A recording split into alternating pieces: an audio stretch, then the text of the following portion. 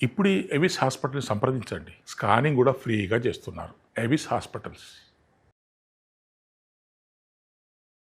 నమస్తే రమగారు. నమస్తే జయ. రమగారు, మనము అన్నిటికీ కొన్ని పద్ధతులను పాటిస్తూ ఉంటాం. అట్లనే భోజనానికి మనం ఏదైనా తినడానికి కూడా పద్ధతులు ఉంటాయా?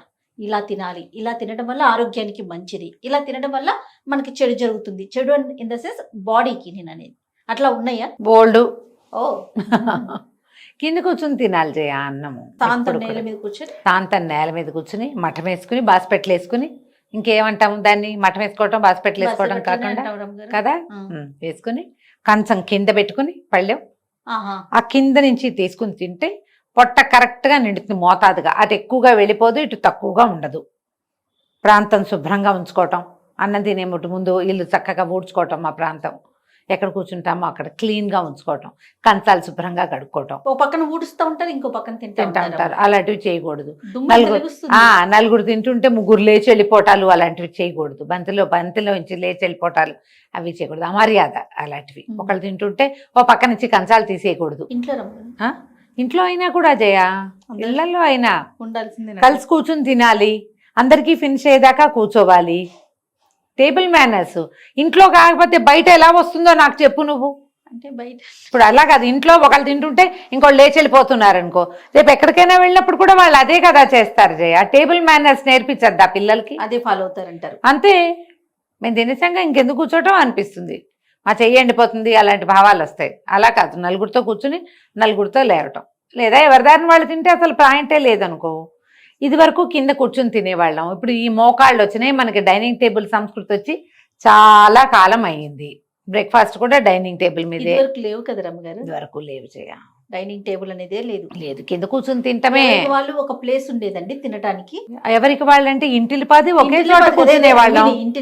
ఇంటిల్లిపాదికి ఒక ప్లేసు, పెద్దవాళ్ళు ముందు మొదట కూర్చోవటం, లైన్ లో మొదట పెద్దవాళ్ళు కూర్చోవటం, పిల్లలు చివరి కూర్చోవటం, ముందు మగవాళ్ళు తినేసాక ఆడవాళ్ళు తినడం, ఏవో చాలా ఉండేవి. పాత సినిమాల్లో చూస్తాం, మగవాళ్ళకి ఏమో పీట వేస్తారు, పీట మీద కూర్చుంటారు. పీట మీద కూర్చునే వాళ్ళు ఉంటారు. అదే ఒట్టి నేల మీద కూర్చోకూడదని పీట గాని చాప గాని వేసుకునేవాళ్ళు. మా ఇంట్లో కూడా పీటలే ఉండేవి జయ, పీటలే. మాకు భోజనాల కూడా పొడుగాటిది. తాతగారికి మాత్రం అది కొంచెం నాకు వచ్చేసరికి ఆయన టేబుల్ మీల్స్ వచ్చినాయి. ఎందుకంటే ఆయనకి గాల్ బ్లాడర్ ఆపరేషన్ చేశారు. ఎప్పుడో తెలుసా, 79లో అనుకుంటా జయ, 78లోనో, 78, 79లోనే గాల్ స్టోన్స్ ఆపరేషన్ చేశారు. ఓకే. ఆ తర్వాత ఆయన బాగా కింద కూర్చోలేకపోయేవారు. అంతకుముందు తాతగారు కింద కూర్చోవటం నాకు గుర్తుంది ఊహామాత్రంగా. మా నాయనమ్మ కూడా కిందే కూర్చునేవారు, అందరం కిందే కూర్చునేవాళ్ళం. మా నాన్నది ఒక పెద్ద పీట, నాయనమ్మది ఒక పల్చటిది ఎక్కువ ఎత్తులేని పీట, అలా ఉండేది. అల్లుళ్ళు ఎవరైనా వస్తే వాళ్ళకి పీటలే. పిల్లలందరూ కింద కూర్చున్నా ఏదైనా సందర్భాలు వచ్చినప్పుడు, ఫంక్షన్లప్పుడు అప్పుడు వేసుకునేవాళ్ళం, చాపలు వేసేవాళ్ళం. దుప్పట్లో ఏవో సన్నగా మడిచి ఇలా వేసి కూర్చునేవాళ్ళం.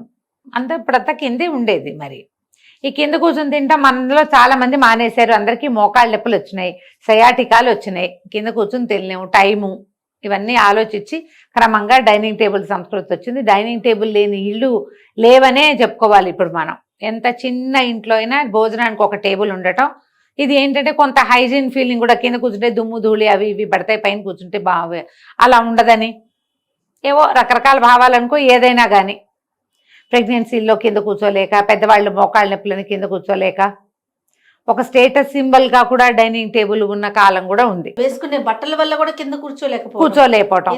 ఈ టైట్ ప్యాంట్లు, తర్వాత ఏమో అదే లెగ్గిన్స్, ఆ పైజమాలు, వాటితోటి కూర్చోలేరు. లంగా పరికిని గౌని వేసుకుని పిల్ల చిటుకుని కూర్చుంటుంది, ప్యాంట్ వేసుకుని పిల్లని కింద కూర్చోబేంటే అదేం కూర్చుంటుంది, కాళ్ళ దగ్గరికి రావు. మగ పిల్లలకి రావు, ఆడపిల్లలకి రావు, ఎవరికి రావు. దాంతో ఇంకేముంది, ఇక పైన కూర్చోవటమే. ఎక్కడైనా కూర్చొని భోజనం చేయటం.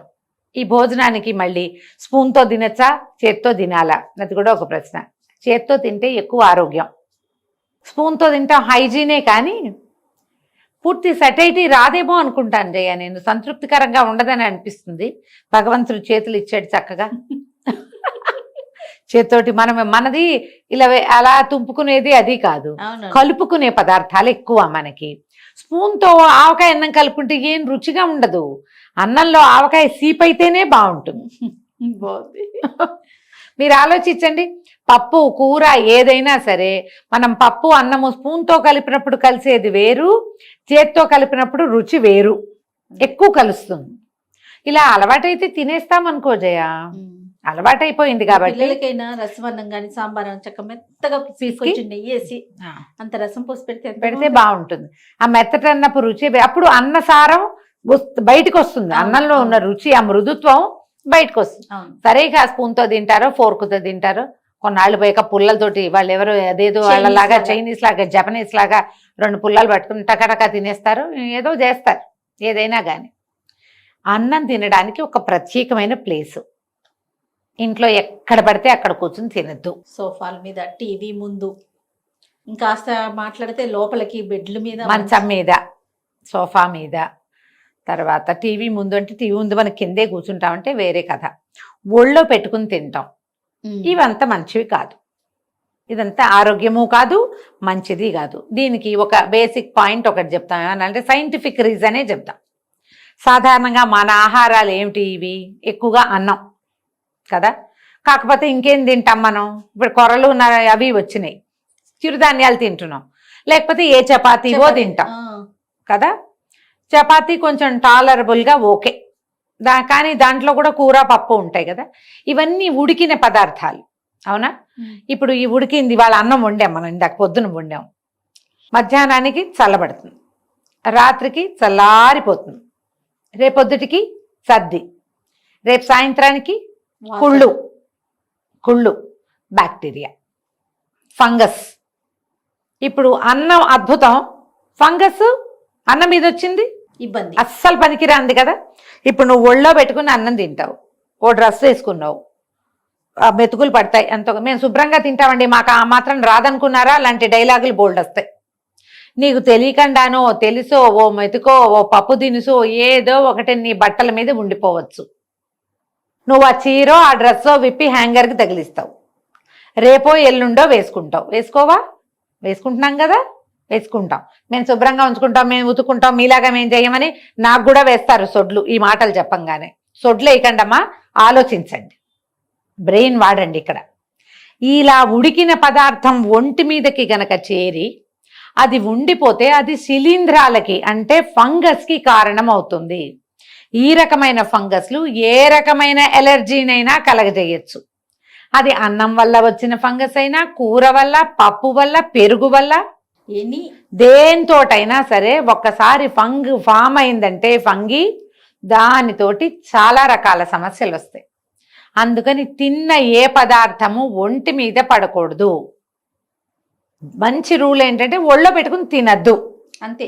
ఒకటి సోఫాలో పెట్టుకుంటాం, ఈ సోఫాల్లో కూడా ఇవి ఉండిపోతాయి, ఫుడ్ పార్టికల్స్ ఉండిపోతాయి, అదంతా ఫంగస్. మంచాల మీద, అక్కడి నుంచి ఇక మంచం మీద మరీను, మంచం మీద చదువుకోకూడదు, తినకూడదు, 2 రూల్స్ అవి. చెయ్యనివద్దు పిల్లల్ని, అట్లా ఒప్పుకోవద్దు. మీ అంతటి మీరు తెలిసి అనారోగ్యానికి హేతువయ్యే పని చెయ్యొచ్చా ఎవరైనా? ఇది దరిద్రమనో, మంచిది కాదనో, లక్ష్మీదేవి రాదనో ఏదో పెద్దవాళ్ళు మాటలు చెప్తారు జయ. ప్రధానమైన కారణం ఏంటి తెలుసా? నీకు లక్ష్మి రాదంటే ఆరోగ్యం రాదని చెప్తున్నారు వాళ్ళు. డబ్బు కాదు, అనారోగ్యం తెచ్చుకుంటాం మనం. ఎక్కడ ఉండిపోయినా వాటి వల్ల ప్రమాదాలు, కొత్త జబ్బులు వస్తాయి. దేని వల్ల వచ్చిందో కూడా మీకు తెలీదు. పైగా ఈ ఫుడ్ పార్టికల్స్ వల్ల చీమ, దోమ అలాంటివి ఏవైనా ఆశించవచ్చు. చీమలు, ఈగలు, నుసమలు అవి చేరతాయి, బొద్దింకలు ఇవన్నీ చేరతాయి మనం శుభ్రంగా ఉంచుకోవాల్సిన చోట. అందుకని ఈ పద్ధతులకి వెళ్ళొద్దు. మంచం మీద కూర్చుని అన్నం తినడానికి ఏడాది బిడ్డను కూడా ఒప్పుకోవద్దు. అక్కడ కింద కూర్చుని తినాలి రోజు ఒక ప్రాపర్. అప్పుడే ఒక నియమబద్ధమైన జీవితం వస్తుంది జయ. దేనికైనా మీరు క్రమశిక్షణ ఉండటం, పంక్చువల్గా విధి ప్రకారం పనిచేసే దానివల్ల ఫోకస్ పెరుగుతుంది. ఇది ఇక్కడే చేయాలి అంతే. ఈ భోజనం తినడానికి ఒక ప్లేస్ ప్రత్యేకంగా, మనకి వంటకి ఎట్లా ప్లేసు, బాత్రూమ్కి ఎట్లా ప్లేసు, పడుకోవటానికి ఎట్లా ప్లేసు, చదువుకోవటానికి ప్లేసు, తినడానికి కూడా ప్లేస్. చదువుకునేటప్పుడు కాకుండా పిల్లల్ని టేబుల్ దగ్గర వచ్చి కూర్చుని ఎంతసేపు తింటారు? 10 నిమిషాలు తినేసి వెళ్ళిపో అని బలవంత పెట్టండి. అప్పుడు ఏమవుతుందంటే ఈ గదుల్లోకి ఫంగస్ చేరకుండా ఉంటుంది. గదులు శుభ్రంగా ఉంటాయి. మీరు ఇక్కడంతా తుడుచుకుంటారా? స్టవ్ తుడుస్తారు, గట్లు తుడుస్తారు, డైనింగ్ టేబుల్ తుడుస్తారు. ఇప్పుడు గదుల్ని కూడా ఇలాగే శుభ్రం చేయాలంటే మీ వల్ల స్ప్రే చేసి కష్టం కదా. కష్టం కదా. పిల్లల బెడ్రూముల్లో, చదువుకునే చోట ఈ అన్నాలు అవి పడిపోతే ఊరికే తుడుపు పడ్డానికి చాలదు కదా. బాగా స్ప్రే చేసి శుభ్రంగా తుడుచుకోవాలా. మరి మెతుకులు అవి ఉంటే ఏం చేస్తాము? అవును. ఆ పని ఎందుకు? వాళ్ళే ఇక్కడికి వచ్చేయమనొచ్చు కదా. చేతులు శుభ్రంగా కడుక్కో, కాళ్ళు కడుక్కురా, కాళ్ళు చేతులు కడుక్కోండి, భోజనానికి రండి. కాళ్ళు చేతులు కడుక్కుంటారు, చక్కగా తింటారు. మళ్ళీ కాళ్ళు చేతులు కడుక్కుని వెళ్ళి పుస్తకాల దగ్గరకో మంచం దగ్గరకో పోతారు వాళ్ళ దారిని వాళ్ళు. ఈ ఒక్క ప్లేసే తుడుచుకుంటే సరిపోతుంది కదా. మీకు పని కూడా తక్కువ కాదు. అవును. ఇలా ఆలోచించండి. ఈ రకమైన పంక్చువాలిటీ వల్ల పిల్లలకి ఒక అదుపు, ఒక విధానము వస్తాయి. అది చేయండి హాయిగా. డెఫినెట్గా. ఇంతే కదా, ఇంకేం లేదు ఇందులో. రైట్. నమస్తే. నమస్తే.